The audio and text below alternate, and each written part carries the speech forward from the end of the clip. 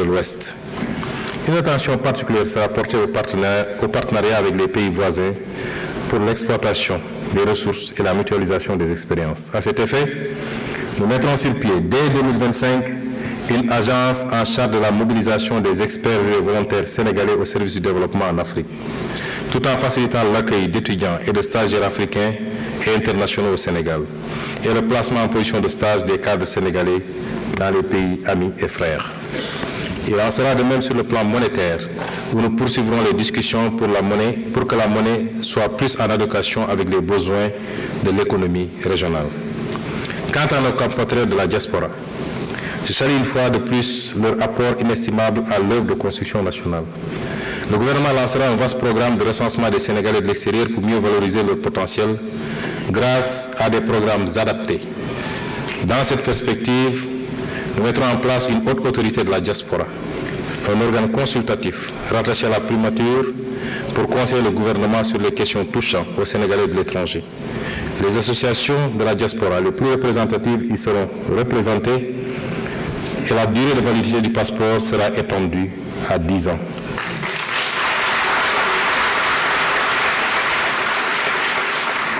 Le gouvernement nommera des magistrats de liaison dans certains postes au-delà de l'entrée judiciaire.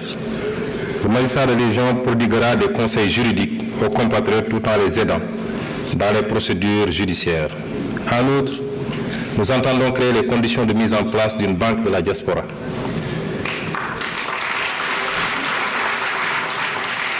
Nous appliquerons le principe de réciprocité pour la délivrance de visas aux ressortissants de certains pays.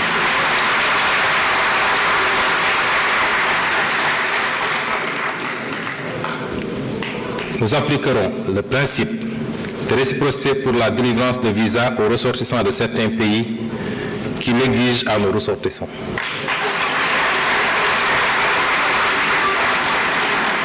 Je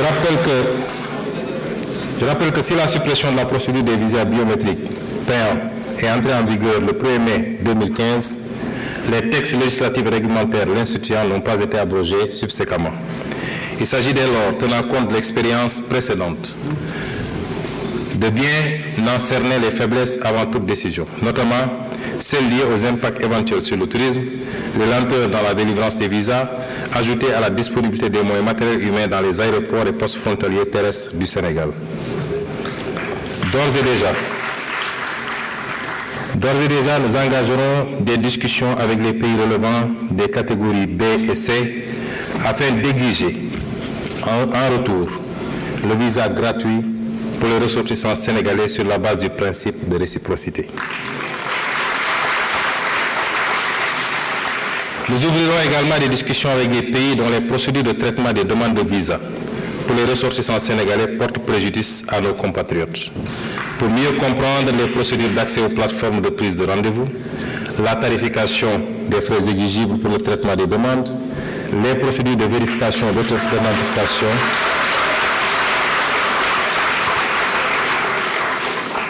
la tarification des frais exigibles pour le traitement des demandes, les procédures de vérification d'authenticité et de transmission des documents d'état civil. Enfin, le gouvernement apportera une solution idoine à l'immigration clandestine. D'abord par la mise en œuvre d'une politique de développement et de lutte contre la pauvreté portée par la Vision 2050. Ensuite par le renforcement des dispositifs de lutte contre la migration irrégulière, en multipliant les contrôles et en renforçant les sanctions, mais également par la promotion d'une migration régulière en partenariat avec les pays d'accueil et de transit des migrants, ainsi que le soutien aux initiatives de retour volontaire et à la réintégration. Il s'agira de lutter avec la même détermination aussi contre la migration irrégulière de nos ressources naturelles et financières du fait de contrats léonins dans les secteurs miniers, pétrogaziers et halieutiques, dans l'attribution de marchés publics et de biens, services et infrastructures à des intérêts étrangers. Monsieur le Président de l'Assemblée nationale, Mesdames et Messieurs les honorables députés, chers invités, nous allons accompagner tous ces programmes de quelques réformes clés dont certains ont déjà été cités lors de mes développements. Les programmes de développement économique et social durable que je viens de retracer ne peuvent aboutir que si nous réussissons au préalable à consacrer fermement la bonne gouvernance et la transparence dans la gestion publique dans notre pays. C'est le seul moyen de restaurer la confiance entre les populations et leurs dirigeants. Cette confiance sera d'abord bâtie sur l'indépendance de la justice, qui sera protégée des interférences du pouvoir exécutif.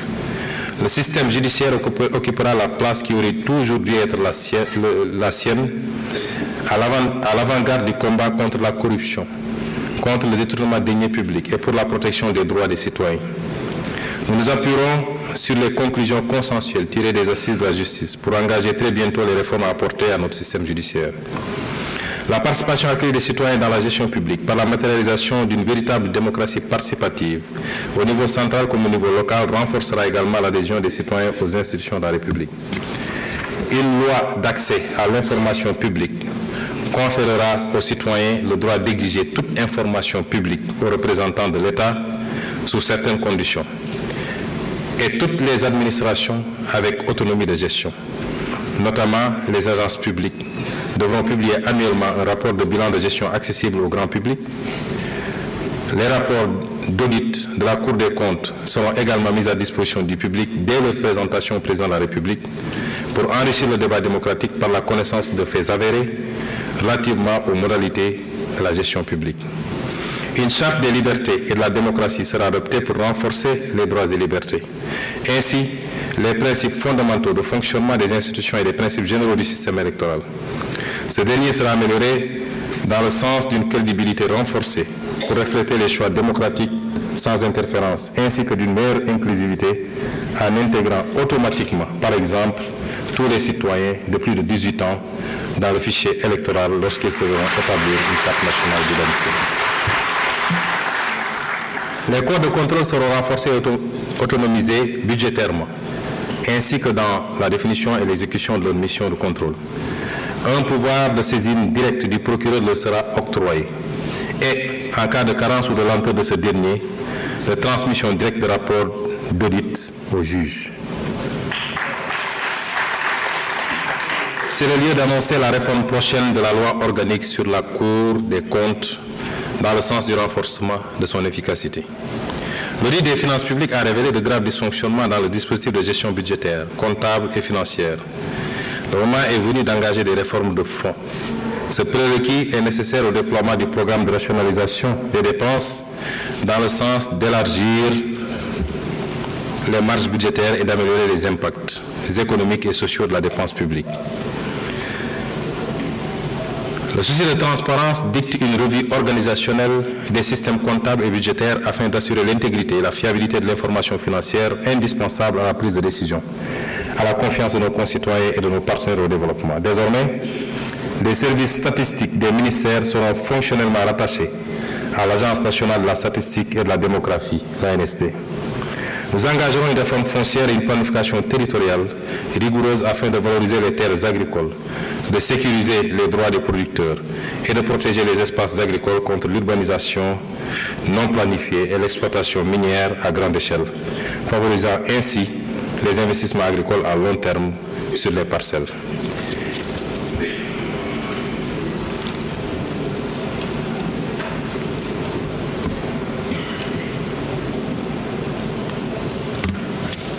Sur le plan politique, enfin,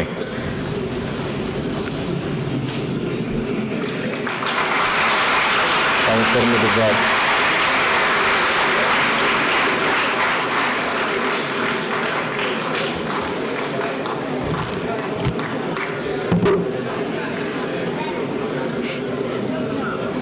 Je vois des députés qui souffrent alors qu'ils sont tranquillement assis depuis 2 heures de temps. Sur le plan politique, enfin, nous initierons les concertations pour l'assainissement du champ politique. Celle-ci pourrait porter, entre autres, sur la bonne gouvernance associative des partis politiques et des conditions de leur financement public, énoncées par l'article 4 de la Constitution et la loi numéro 89-36 du 12 octobre 1989, sur les conditions de participation aux élections et les conditions de leur organisation, sur le statut du chef de l'opposition énoncé par l'article 53 de la Constitution, entre autres. Je n'en dirai pas plus.